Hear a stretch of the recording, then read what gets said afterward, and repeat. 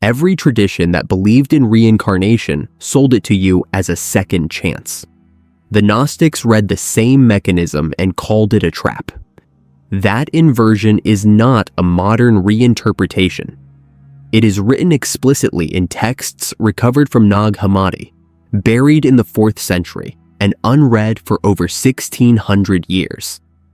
And what those texts describe is a system of soul recycling so precise, so deliberately maintained, that the word reincarnation barely covers it.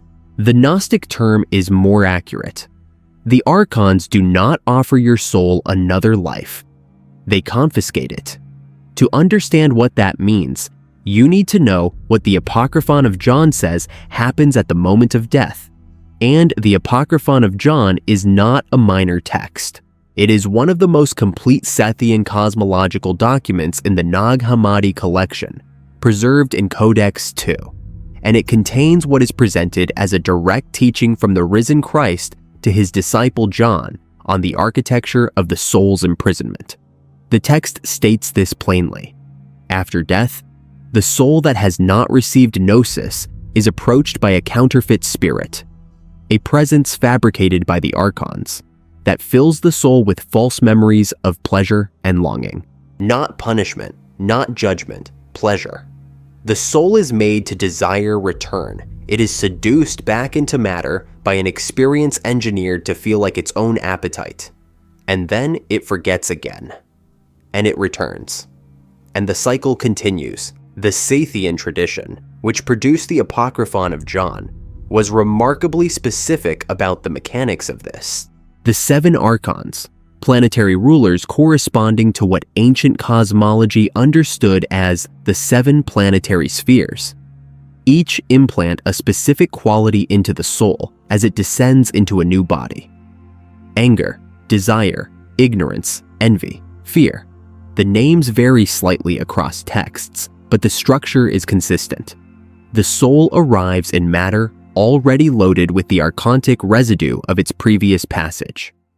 It does not begin clean. It begins compromised. This is documented not only in Sethian sources, but in the heresiological record. Ireneo de Lyon, writing in Adversus Hereses around 180 CE, describes the Sethian and related Gnostic groups as teaching that souls cycle through the world until they receive the salvific knowledge that allows them to ascend past the planetary rulers without being turned back. Ireneo considered this teaching dangerous. His alarm is itself useful evidence. The idea was taken seriously enough to require refutation. Now here is where the Gnostic position becomes genuinely distinct from Hindu or Buddhist frameworks, and the distinction matters for anyone who has spent time in either of those traditions. In the Hindu understanding of samsara, the cycle of rebirth is morally structured. Karma accumulates and determines the quality of the next incarnation. The soul progresses, slowly but genuinely, toward liberation. The wheel turns, but it turns towards something.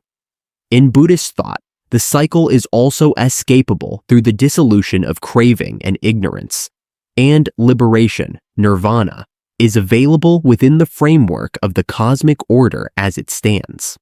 The Gnostics disagreed with both positions, not about the existence of the cycle, but about who built it and why. In the Gnostic cosmology, the material world was not created by a benevolent divine intelligence as a school for evolving souls. It was fashioned by the demiurge, Yaldabaoth, in Sethian texts, in ignorance of the true divine light, and the cycle of rebirth is not a moral curriculum. It is a resource extraction system. The archons need the pneumatic light, the divine spark that is trapped inside human souls. Recycling those souls keeps the light in circulation within their domain. Karma, in this framework, is not cosmic justice. It is a management mechanism. The Gospel of Philip, Nag Hammadi Codex 10, approaches this from a different angle. It does not describe the recycling system with the mechanical precision of the Apocryphon of John, but it makes a related claim about the nature of ignorance and its consequences. Those who remain ignorant are enslaved, not punished. The text draws a sharp line between the world as a place of bondage and gnosis as the force that dissolves that bondage, not by improving the soul's position within the cycle, but by removing the soul from the cycle entirely. This is the operative difference. Karma improves your position, gnosis ends your participation. But there is a tension within the Gnostic tradition itself that is worth naming honestly. The Valentinian school, founded by Valentinus of Alexandria in the 2nd century, distinct from the Sethian school that produced the Apocryphon of John, did not describe the material world with the same severity. For Valentinian thinkers, the demiurge was not malicious. He was incomplete. The material cosmos was not a prison designed with hostile intent, but a world shaped in ignorance that could, through the presence of the divine spark within it, gradually be illuminated. The Valentinian path was less about escaping the cycle violently, and more about transforming one's relationship to it through the knowledge of one's own pneumatic nature. Both schools agreed that unexamined life within the material world meant continued recycling. They disagreed on the disposition of the jailer. What they shared was this: the soul that does not know what it is will return. Not because it deserves to, not because it chose to. Because it has been made to forget, at the exact moment when remembering would allow it to leave. That forgetting is not accidental. It is structural. It is the feature, not the flaw, of a system designed to retain what it contains. So the question the Gnostic texts leave open and refuse to answer on your behalf is this: what would it mean to actually know what you are? Not believe it. Not hope for it.